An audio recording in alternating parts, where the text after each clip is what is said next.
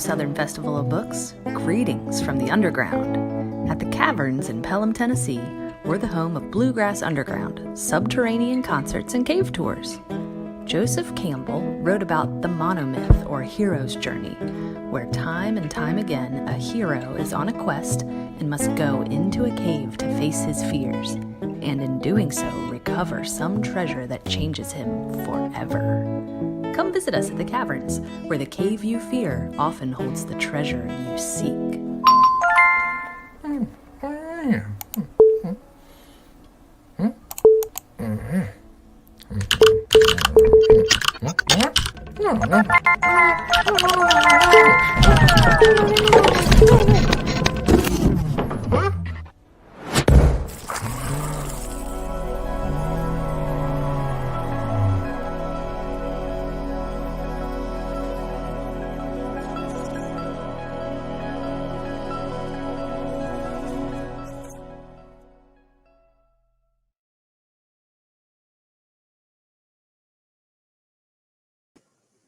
Hello and welcome everyone. On behalf of Humanities Tennessee, we'd like to thank our key sponsors, Metro Nashville Arts Commission, Ingram Content Group, Tennessee Arts Commission, Vanderbilt University, and Parnassus Books. Please note that there are links below, links being posted in the chat so that you can buy the author's books from Parnassus, which helps us make sure that the festival remains free.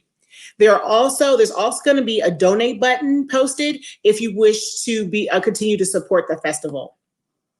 My name is Davina Powell. I am so excited to be here to introduce you to the Voyage of the Adventure, and more importantly, John Guider. I had the opportunity to chat with Mr. Guider yesterday, and I walked away feeling as if I spent my time so wisely, even though it was a short amount of time. This 1972 Vanderbilt grad spent 30 years as a commercial photographer before deciding that, as he put it, he didn't want fear controlling his destiny. I thought about that I just really thought about how that resonated with me. For you and I, that may have meant simply changing jobs or careers. For Mr. Guider, that meant sailing and rowing a 6,500-mile water course around the eastern coast of the U.S. I thought, wow, what a way to make the big leap. So welcome to the man who will provide us a view of the rivers from 2 feet above the water. Welcome, John Guider. Well, thank you very much, Davina. That's great. It was wonderful talking to you yesterday, and I feel inspired as well. So this is going to be a great conversation.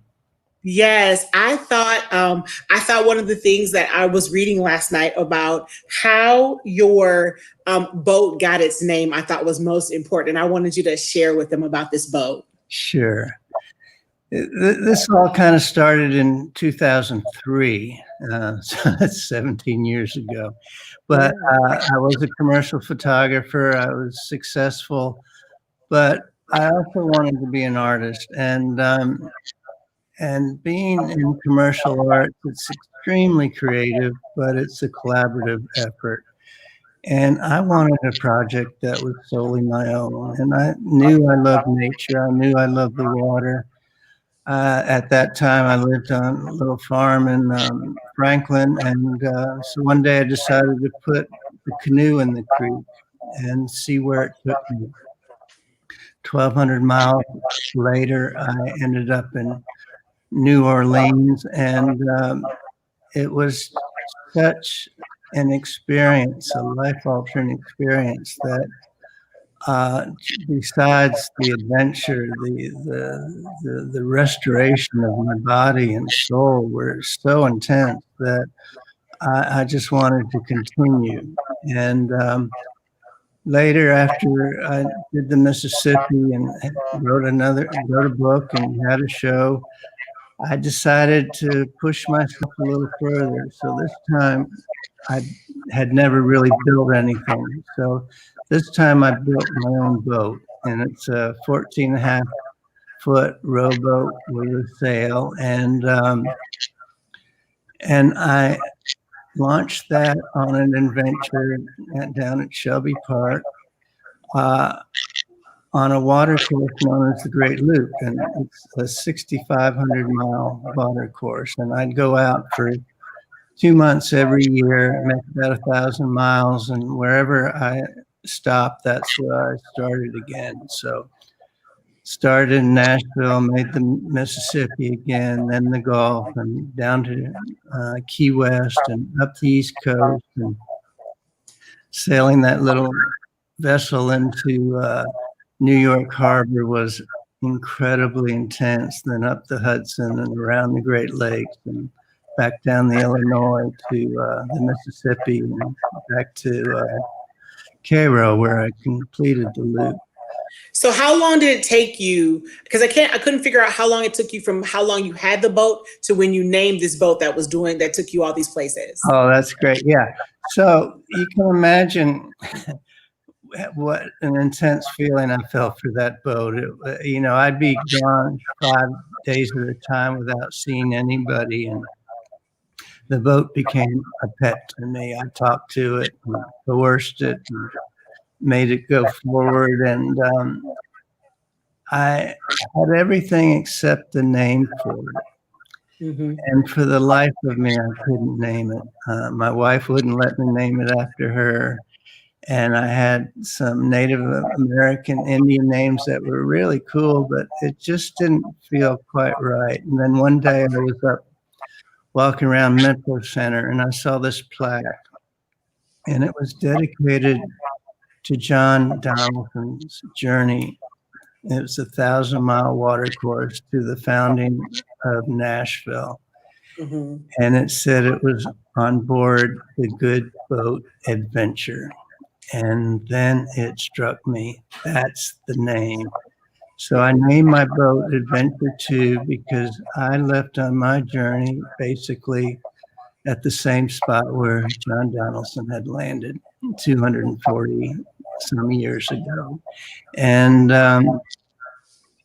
so in a way I was complete. But then after reading that document and thinking about what he did in such an amazing manner, just stuck with me, and I couldn't let it go. So once I finished the Great Loop, I made it a point to find out what this guy was and what he was about, and learn the history of this incredible 1,000-mile journey. And so I started to research, and then I decided that I'm going to follow that course too. And it was a retracing. I wasn't trying to recreate. I just wanted to see the rivers as they are now, and then try to compare them to what Donelson may have seen on the way. And it was an eye-opening experience, and one that I just felt very compelled to write about. I saw that we're going to add some of the photos up. Sure. That you have in the book. I have my personal favorites. We're not going to go through all of them. However, I just thought it would be helpful for those watching to see some of the images that you took. Sure. And you can kind of just share with us a little bit about, where you are in that space and what you enjoy most when you took those photos. Sure. Can I ask one question before we get started? How many cameras do you take with you on this type of journey? On this type of journey, I usually take 2 or 3. The one has more of a telephoto lens where I can capture the wildlife, and the second is more of a landscape lens, which is sort of a normal to wide angle view. On the river, you see these incredible views. As we go through these images, the first part of the images sort of show eastern Tennessee and how rugged and impassable it was. And this here is a photograph I made at Fort Loudon, which is an old British fort.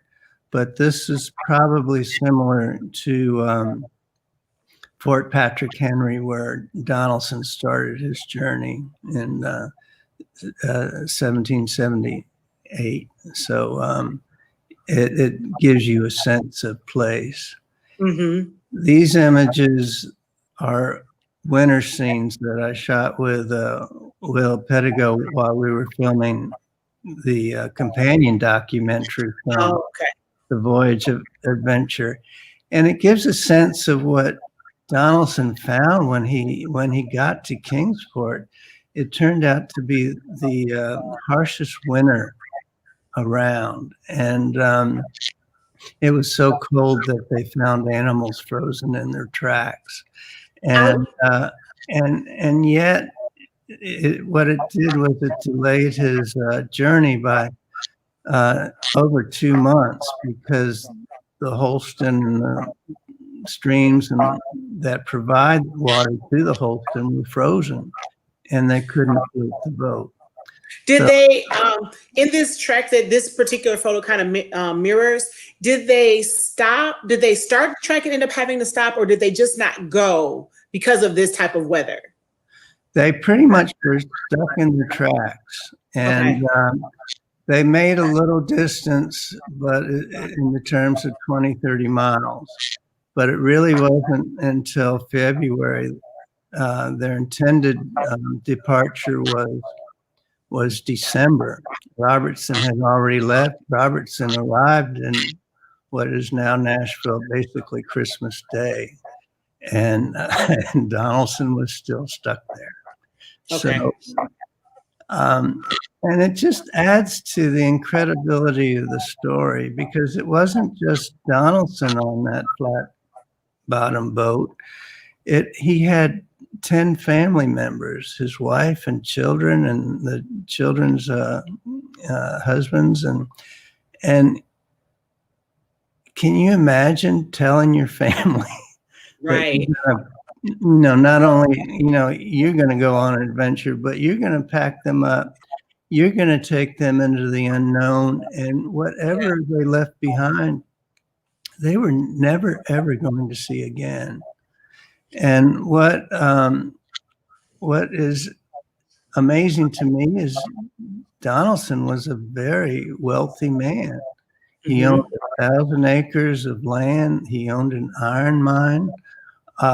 He was a member of Virginia's parliament, and yet he just kind of threw it all away and went forward. And it's something that may not be acceptable in this day and time. I don't know anybody that would give up so much. Do you feel like he was giving it up, or did he think he was? Do you feel like he, from what you can see, it was like a chance to try something new? Do you think he thought he was giving it all up, or was he trying? He was expanding what he had. I think, in a way, he was expanding what he had, and but at the same time, he was relocating his family. Yeah. And for them, it meant they could never go back. And I'm not quite sure. Nobody ever really writes about what happened to his real estate, what happened. I know that his son became fairly successful, and I don't know if that was a product of it, or what he discovered, or when they settled Nashville. Tell me about this photo that we have on our screen, because it is one of my favorites of the book. Oh, this is great. This is a picture maybe a day or two after I launched on the Holston Radio. And you can see that I'm leaving the Great Divide of the Smokies behind. And for me, that tsunami of land and trees that kind of bearing down on me, that was what made it impassable for people to develop the land. people could go in and hike and hunt and bring back furs, but they couldn't bring the materials necessary to develop a farm and to plant and to sow the seeds. Oh, look at that. And this is one of the great joys of being on the water.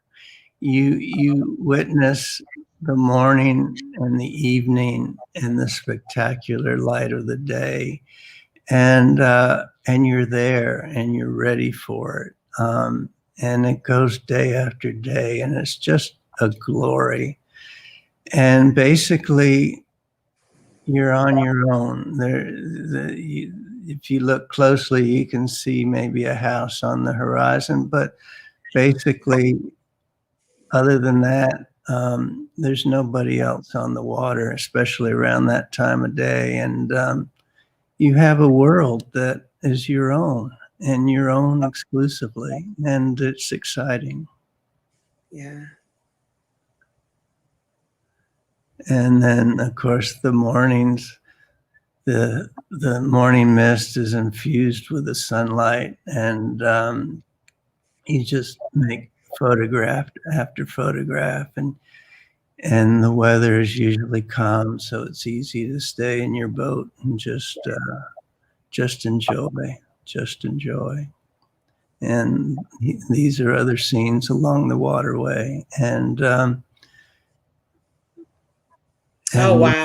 And then the infusion of light is so special too. So if you're a photographer, you really can't miss. It's exciting and it's great, and it sure is worth the effort. You know, one nice thing about when I sleep in the boat, everything's so self-contained that when I wake up, I'm ready to go. Mhm. And so I can be in the water at sunrise and maybe stop later and cook and do some other things. But it's a matter of being in the moment. And this way of travel puts me in the moment. How much time do you spend outside of the boat on a trip like this? Outside of the boat? Yeah. So like when Yeah. you stop to cook, like how long are you outside of the boat? Well, I like to tent camp. Sometimes I have a cover for the boat, but the boat is so small that I'm sleeping on an angle and I'm confined. And so I do love to pull over and, maybe depending on the time of the year, say around 4 or 5 o'clock, I'll start looking for an appropriate campsite. Islands are usually the best, and but then there are other places that the sandbars that are wonderful and easy access to the land. So I'll find a place and get out, right around sunset, set up my tent, go to sleep or try to go to sleep, and then wake up in the morning. And I'm basically, if I'm camping, that's pretty much when I cook and journal. And if I'm sleeping on the boat, then I may stop a little while later and do my cooking. So, but basically, I'm on the water 10, 12 hours a day, and it's wonderful exercise. It's beautiful humidity. It's just an incredible opportunity to revive myself, just body, mind, and soul. And in this world, I'm in God's country, and it just, the spirituality is overwhelming.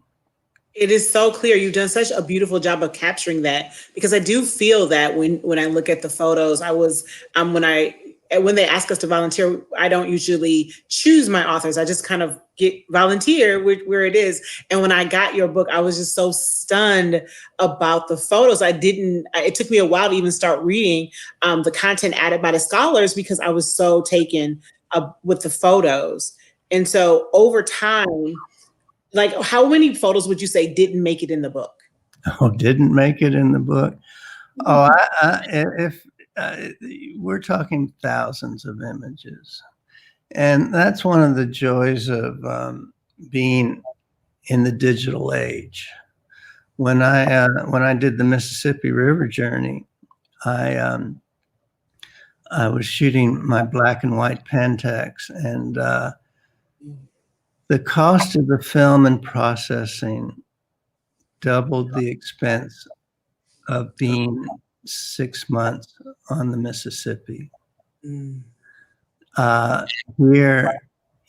can go out on the water and live and enjoy myself for around $25, $30 a day. Isn't that incredible? Where else can you just have the time of your life and spend so little money? And when you're on the river, you're not thinking of cars. You're not thinking of what I need to buy. You're so immersed in the beauty that all of that is irrelevant. And so if I have some food in my belly, I'm ready to go, and it's exciting. It really is. So how did you feel, or when you were reading the content that was added by the scholars about your book, what did that feel like? Like being able to put those things together, because those stories were so engaging for me.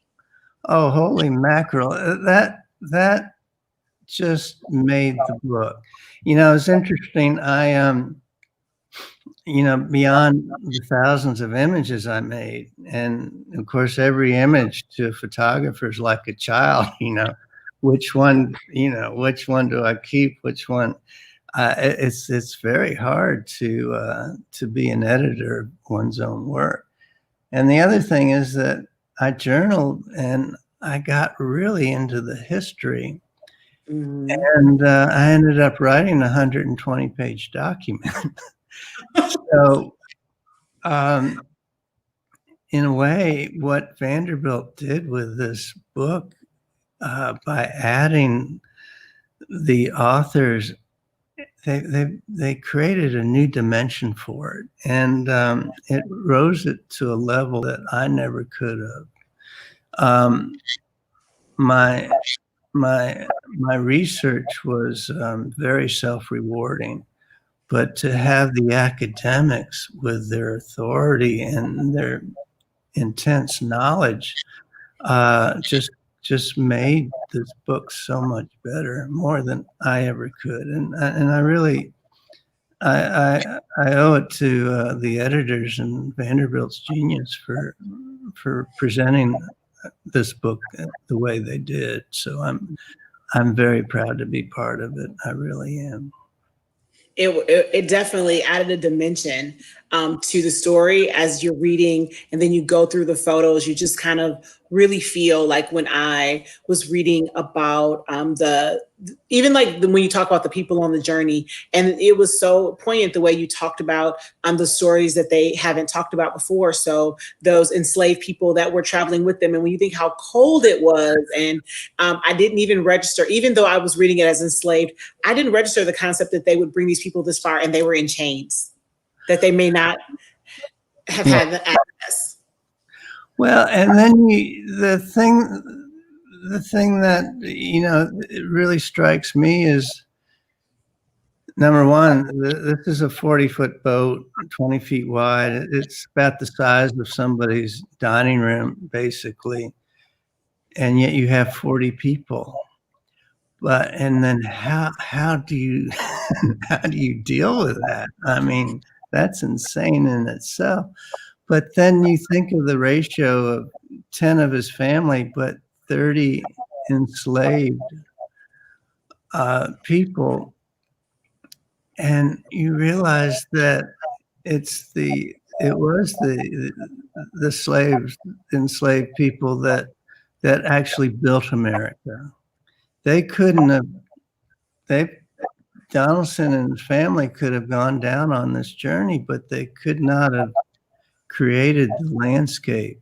They could not have created the farms. They could not have tilled the soil and harvested the plants. It was the enslaved African Americans that literally did build America, and just this ratio, proves that.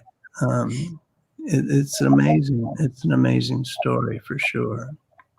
I really enjoyed the infusing of the stories. So when you started this, you kind of knew the story before you did this last journey, correct? Well, I did, and then when I came back, I researched it more. But yeah, it was I knew the rivers, I knew the river system. Considering I've been on the ocean before, and like I said, rowing into New York Harbor, in a way, this was a tame bit of river experience for me. But it taught me a lot. It taught me how the rivers have been taken control of. But it also taught me how important the rivers are to our history.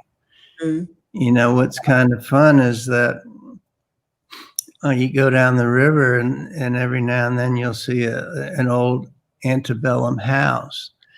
And the front of the house is facing the river, not the road, mm-hmm. As it is now. And it's because the rivers were the mode of transportation. And when people came to visit, they came to visit by the river. And it's neat. It's really neat. It also makes me wonder, was like, when did the road arrive, right? So if the mode of transportation were the waterways, and then you see it now, and the back of it is on a road, it's like, how long did it take for a road to even arrive? It probably wasn't a road for a very long time. Oh, sure. When I first came to Vanderbilt in 1967, and the interstates weren't finished then. So around Bristol, we get shot off the interstate and had to go down Highway 70 through East Tennessee before we got close to Knoxville again. And that was quite an experience in itself too. And the contrast between rural Tennessee and urban Tennessee is extreme as well. And I'll stop a second. This is my boat. Yeah, that's what I want to say. I was like, wait, it's the boat. It's the boat. That's what I traveled on. This is an island in the middle of one of the lakes, and just was a perfect respite for me. So this is considered a sailboat or a sailboat rowboat? I don't know enough about boats to know what I'm saying. Help. Well, I'm not sure I do either. It's pretty much a sailboat. Well, it depends how you want to define it. It's a rowboat with a sail or a sailboat with oars. What I found on this journey and a lot of journeys, because the weather's so restricted, and I end up rowing probably twice as much as I do sail. So for me, it's pretty much a rowboat. Okay. But when I get out on the ocean, I get to sail. Yeah. And these are little still lives that I just am fascinated with.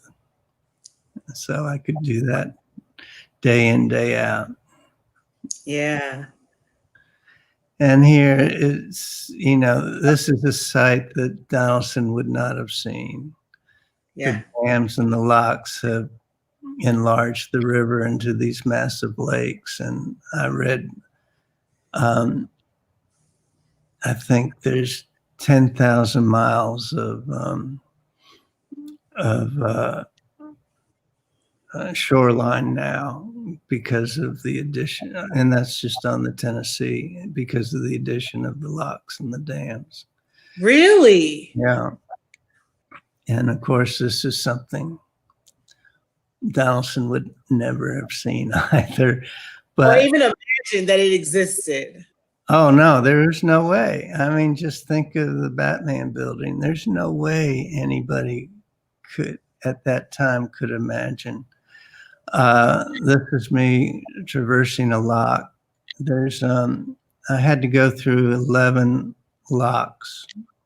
Okay, pause. Tell me what that means. Well, on the Tennessee, there's 10 dams, and because the Tennessee is a navigable waterway, it's to carry the barges. Each dam has to have a lock to raise and lower the watercraft to get to the lake or down to the river, and to basically get through the dam. And so there were on the Tennessee, I had 10, and then 2 on, no, I had 9 on the Tennessee and 2 on the Cumberland that I had to get through in order to make it back to Nashville. Okay. And you know, this is a scene that Donelson may have seen, you know, the billion-year-old rock formations that form the Tennessee and create its water course. So, so here's the contrast. This is an eagle's nest in a cypress, and what you see here below is the hydrilla. And the hydrilla is an invasive water species that basically chokes all the oxygen out of the water, and makes it impossible for other water plants to grow, and makes it hard on the fish too, because like I said, it deprives the water of its oxygen. So I have a question I've been wanting to ask from the very beginning. Are you ever scared on the water? There are times I've been attacked. I mean, on my other journeys, I've been attacked by an alligator. I've been pushed around by a shark. It's easy to get scared, but on a day-to-day basis, the answer is no. There's a comfort level. When you get around animals, you understand that there's a rationale around nature that isn't always apparent around people. And so if something's hungry, then you might have to worry. But basically, nobody's going to attack you unless they feel threatened, Okay. or they're very, very hungry. They're I'm sorry. They're not going to risk their own lives just to sound off, so to speak. Okay. I just see these photos and think there are animals there. There've got to be things there. Yeah, and then there's snakes, and you have to be careful. And you know, the mosquitoes are nasty, and it's nice to be in bed in your tent before nightfall, and that's when they're the worst, right as the sun sets. So you know, you have to be careful. You have to be careful. And if you had to say, just you've been doing this so long, if you had to say there's something you regret or that you wish you did differently, what would that be? On these journeys? Yeah. Huh. You know, I look back and regret on a lot of things of my life. You know, missed opportunities, and I remember when I started out on the Great Loop and had just introduced myself to digital, and I was camping on a bluff at sunset, and the swarm of mayflies came across the river, and their wings just glistened in the light, and they were as big as hummingbirds, and it was the most amazing array I've seen. And I had my camera, and fortunately it focused on the wings, and I had these incredible images. And then the next day I mistakenly erased them all. Oh. And I think well, I'm over it now, but it took me a little while. And, of course, it compelled me to learn a little more about my camera, but, but I still hold those images in my memory, and in a way they may even be brighter, but no, I don't. I love what I've done. I really have. And when I come back, even after the struggle, I've lost 20, 30 pounds, but I'm the healthiest I've ever been. And spiritually, I'm revived. And it's just, living in the world that God created. It's just, there's a sense and there's a harmony to it that just doesn't exist when I get on the interstate. So I do love it. I do love it. And, I'm proud that Vanderbilt would want to reproduce these images and present the book.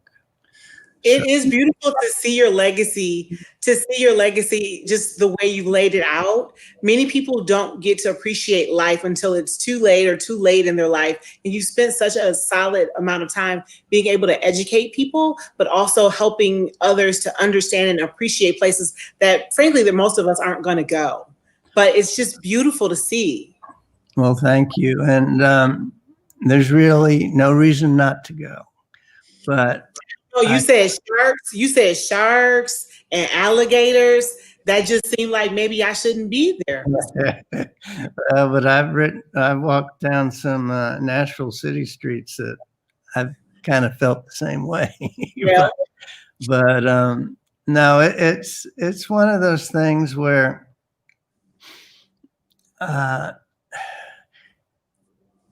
it just feels so healthy. And then you get to meet, the other thing I love about these journeys is I get to meet people I never would have met any other way. Mm-hmm. And what I find is that everybody has a story, and each story is unique and special.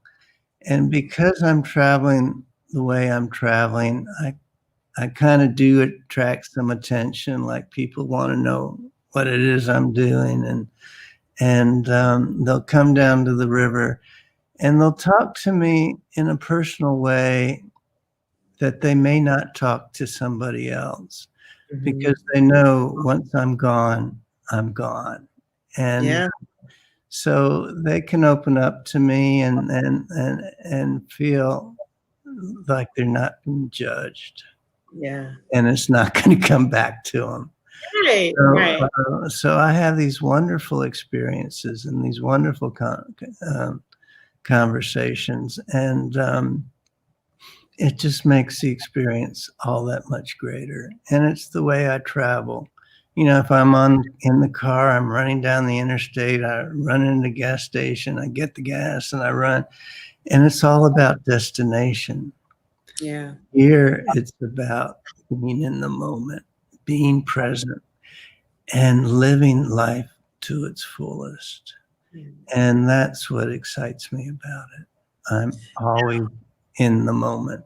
I'm where the journey of it seems so beautiful. Well, thank you. But are there members of your family that have the same love for it that you do, or they just shake their head at you the whole time? They think, that's Dad, or that's my husband. He's going to do what he does, and they know what lurks inside me, so they understand. But that's the thing that amazed me about Donelson was, I'm not sure I could tell my wife to get in this boat and go 1,000 miles with me. I mean, I could tell her, but I know what her reaction would be. You'll be alone when you got in the boat. You'd be alone in the boat. Yeah. So you have fun, but and then just to think in terms of the Donelson family, Rachel Donelson was 12 years old. What was going through her mind? I mean, there was a horrific Native American attack. There were lots of shoals and whirlpools, and they ran out of food. I mean, it was just insane what they did. And there was, if I got in trouble, I can always walk to the side of a road and wave somebody down or call my wife or a friend to come get me. Once they departed, there was no turning back. There was no way to go upriver. There was nobody down there to meet them. The only people, once they got past where present-day Chattanooga is, the only people there were the ones that wanted to do them harm. Right. And yet they did it, and it's amazing. And one of the other things that bothered me is that Paul Clements, who's a wonderful historian, and Jeff Sellers talks about him a lot in his introduction. He basically says this is taking place in the middle of the Revolutionary War. Mm-hmm. And if Robertson Donelson didn't anchor Nashville, the Spanish were to the south, the French were to the north, the Americans were fighting the British. This was an opportunity for them to come in and take the land. And yet the Donelson and Robertson present kind of talked them out of it. And so Clement says, we were the anchor for the westward movement. And if not for Nashville, the landscape, the human landscape could have changed drastically. But we did it. And unfortunately, history doesn't recognize that the way it should. St. Louis has its arch. Where's our, we have a small little fort and some statuary. But I think part of this reason was that, this story really needs to be told. It's an important American story. And well, we thank you so much for coming and talking and spending time. My new favorite thing is get my camera right, the Voyage of the Adventure. And I think there's a really cool photo of Mr. Geiger back here. He looks like fancy and TV-like. I do want y'all to know, because I got excited, that he's an Emmy award-winning photographer and author. I think that's important for people to know, that you weren't just out here and there aren't accolades to go with all of your work. Right. But just thank you for your time and your energy today. And I do want to again thank the Humanities Tennessee and our key sponsors, the Metro Nashville Arts Commission, Ingram Content Group, Tennessee Arts Commission, Vanderbilt University, and Parnassus Books. And also, don't forget, there are going to be links that are going to be posted in the chat for you to buy the author's books from Parnassus, because that's what helps keep the Southern Festival of Books free. Well, thank you very much. And this is quite an honor, and it's just a pleasure to meet you. And I've had so much fun talking to you. Thank you. It was great. I really love every moment of it. Now, what will you spend the rest of your day doing now that I've taken up an hour of it? I've got a run that I've got to do. And then I think I'm just going to try to enjoy, it's beautiful sunlight outside. So I am going to enjoy that to the best way I can. And that may be going out to a park and walking around and seeing everything. So I have a full day ahead, and I hope you do too. I do. I thank you again for sharing and teaching me that it was important to see the path that they took from my favorite line that you said was 2 feet above the water, that view going to be very different. So I thank you again. Well, thank you. And this is a very special moment. I appreciate it. Have a good day. You take care.